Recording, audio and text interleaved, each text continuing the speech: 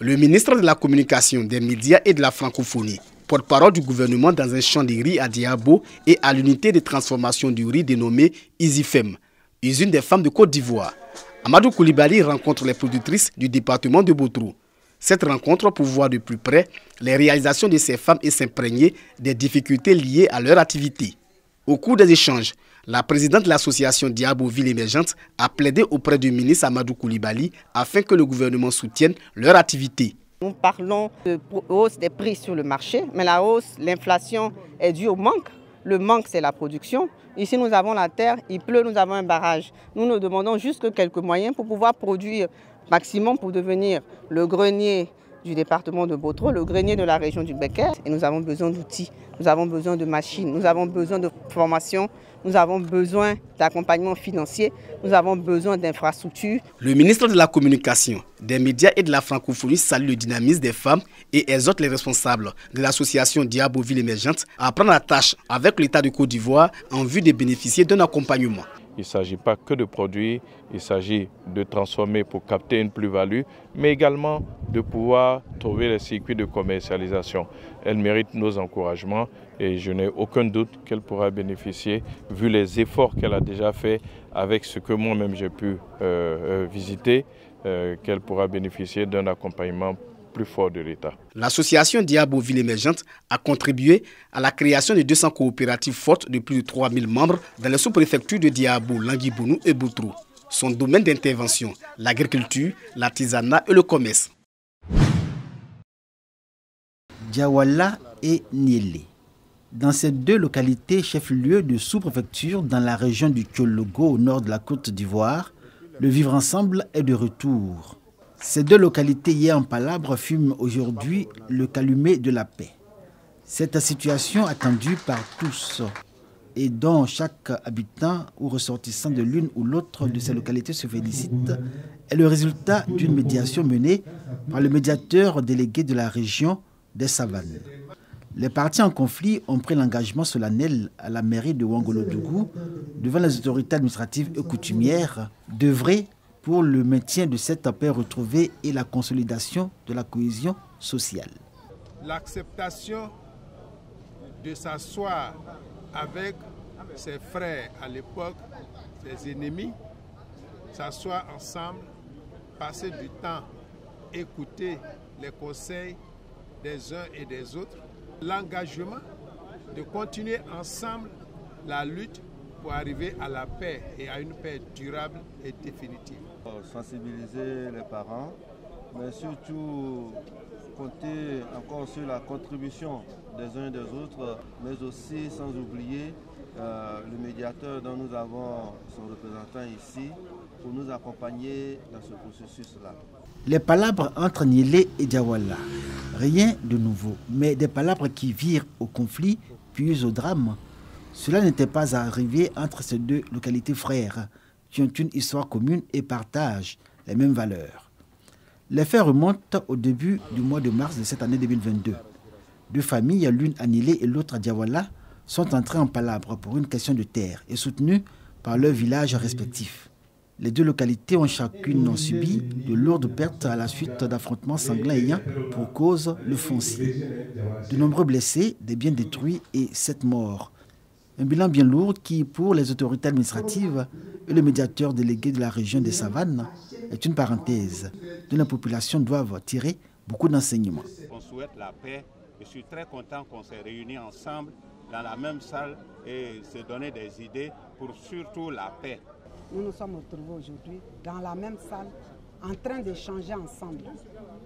Vraiment, c'est une joie qui m'inonde aujourd'hui parce que je sens que désormais, Diawala et Niélé formeront qu'une seule famille. À Diawala comme à Niélé, dans la région du Thiologo généralement, les palabres autour de la terre sont légion.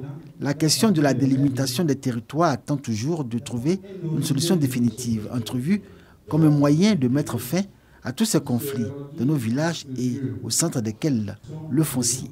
Un bilan bien lourd qui, pour les autorités administratives et le médiateur délégué de la région du Kabadougou représentant son père de la région des Savanes à la cérémonie, est une parenthèse dont les populations doivent tirer beaucoup d'enseignements.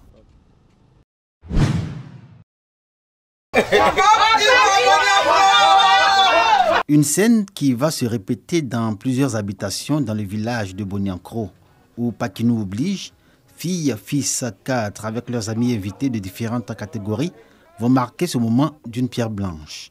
Nous sommes vendredi, premier jour de présence. Ce sont les retrouvailles. On est dans la joie. Voilà.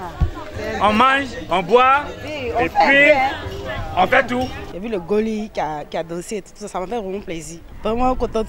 On plonge la main dans la même assiette, on mange ensemble, on vit en fraternité, on sent vraiment la fraternité. À Boniankro, Paquinou commence véritablement au lendemain des arrivées massives de convois et délégations. C'est samedi, deuxième jour de présence dans le village. Un jour consacré à la célébration d'une infrastructure socio-économique ou une action sociale. Cette année 2022, c'est le château d'eau qui constitue le centre d'intérêt de Paquinou à Boniankro. Le bénéfice de cette infrastructure est au crédit de la mutuelle de développement de ce village. La Midebo qui a sollicité une brasserie, filiale d'une holding internationale installée en Côte d'Ivoire pour le financement de l'ouvrage. C'était difficile pour nous d'avoir de l'eau dans le village. Dieu merci, nous avons obtenu un château d'eau.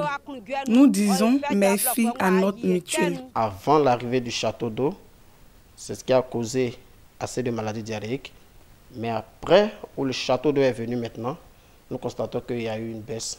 Il n'y a plus assez de maladies diarrhéiques. De la mise en service du château d'eau de Boniankro en juillet 2021 à ce jour, les cas de maladies liées à la consommation de l'eau de mauvaise qualité sont passés de 58 à 23 dans le village, selon les statistiques fournies par le centre de santé de Boniankro. Fini pour les femmes, les corvées et les queues interminables aux différents points d'eau. Le château d'eau de Boniankro apporte dans le quotidien de ces populations une amélioration significative de leurs conditions de vie. Nos populations villageoises ici, à l'époque, allaient au marigot à 4 h du matin pour avoir un seau d'eau. Aujourd'hui, on prend la douche dans nos maisons. Et c'est un grand pas qu'on a franchi.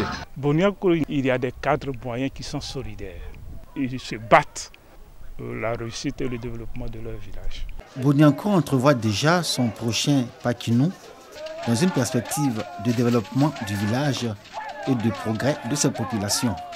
La priorité de sa mutuelle est la construction de logements pour recevoir les enseignants et le personnel administratif du collège de proximité en voie d'achèvement, dont du conseil régional du Bélier.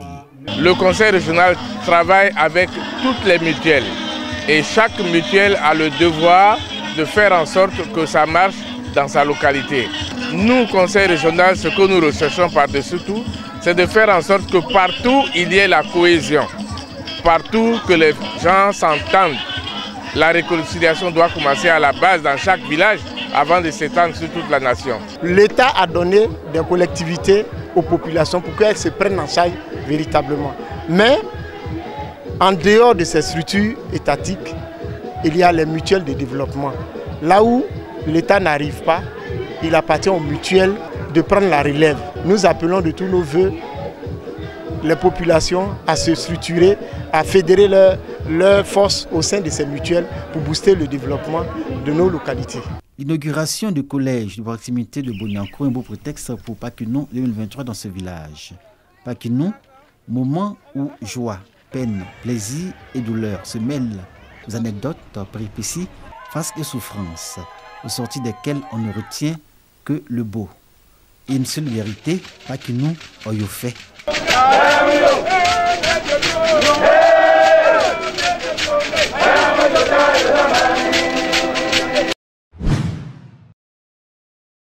Les fidèles chrétiens de l'église Sema du département du Béoumi sont à Andok et Krenou pour leur première convention pastorale. Rendez-vous pour dresser le bilan des activités d'évangélisation et surtout réfléchir pour une percée du christianisme dans cette région encore hostile à l'évangile. Nous avons passé de bons moments dans la présence de notre Dieu, des vies ont été restaurées et nous rendons gloire au Seigneur notre Dieu. Nous avons saisi l'occasion pour traiter le thème de l'année, le thème de l'église Sema de Côte d'Ivoire. 2 jours durant, les chrétiens de l'église Sema ont élevé leur voix vers Dieu, le Créateur, afin que la paix et la cohésion entre les filles et fils de Côte d'Ivoire soient une réalité. Pour les guides religieux, la paix et le vivre ensemble sont des vertus cardinales pour l'essor d'un peuple. Ils ont donc exhorté les Ivoiriens à davantage multiplier les prières pour la paix. Pour nous, Église Saint-Marc de Côte d'Ivoire, nous croyons que la paix, la stabilité de notre pays passe obligatoirement par l'action de notre Seigneur Jésus-Christ dans nos cœurs, dans la société et partout ailleurs. Nous avons donc profité de ce rassemblement pour prier pour la paix dans notre pays. Nous qui sommes les chrétiens, nous soyons des ambassadeurs qui vont œuvrer, qui vont promouvoir le vivre ensemble, l'union, la paix, la cohésion entre les communautés, même les communautés religieuses, entre les communautés vivantes en Côte d'Ivoire, pour que le développement soit une réalité. Le parrain de cette convention a apporté un soutien matériel à des chrétiens vulnérables. La première convention régionale pastorale de l'église Saint-Marc de Béoumi avait pour thème restaurer la gloire de Dieu en prenant soin les uns des autres.